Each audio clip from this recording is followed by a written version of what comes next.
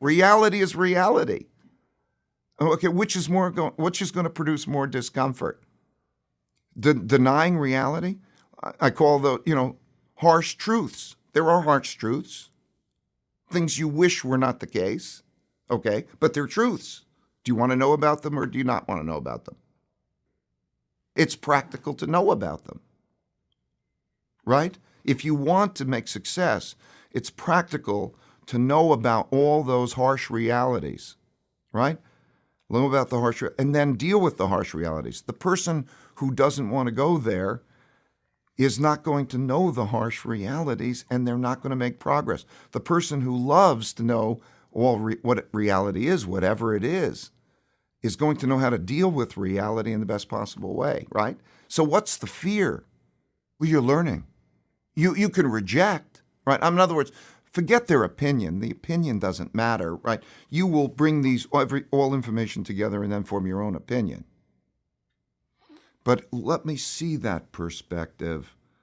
What is it brings in from knowledgeable people, from thoughtful people, those things, and then you can assess that. Does that make sense? And also test yours. In other words, you ask them the question, but gee, it doesn't seem that way. So have that dialogue. They should do it open-mindedly. If you can say, can we really have an open-minded dialogue so that you can consider what I'm saying and I can consider what you're saying. So what we're in a path to try to find out what's true.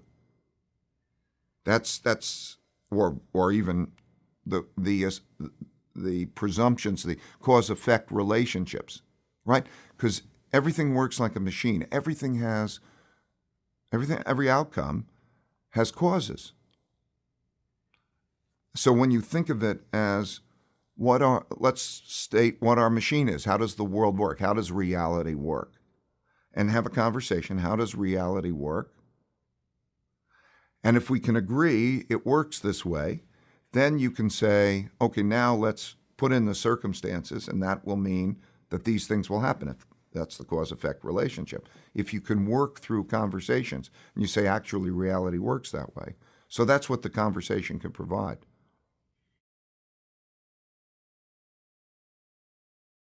I think it had an effect on me in terms of always liking improvisation. I always respected that ability, to... Well, but also he was out late at nights, and so he, then slept later in the days, and so it affected how our relationship was, right? So anyway, so watching him play jazz and how we had that communication, I think played some effect. But for me, I was also an only child. And I think that maybe an only child played a role. Maybe. I don't know. I can't psychoanalyze myself. But maybe, the being there alone and having time to think played a role. And then also, so I would go out and play with my friends. I love relationships. For me, meaningful work and meaningful relationships are what it's all about. That's where I'm coming from. In other words, the passion for the work, and I love, that shaping or learning how reality works. And I like to do that with a group of people. And then and then my relationships, very, very important. My family, my friends, all of those. So meaningful work and meaningful relationships are very important to me. I don't know. It's very difficult for me to psychoanalyze myself or where that all came from.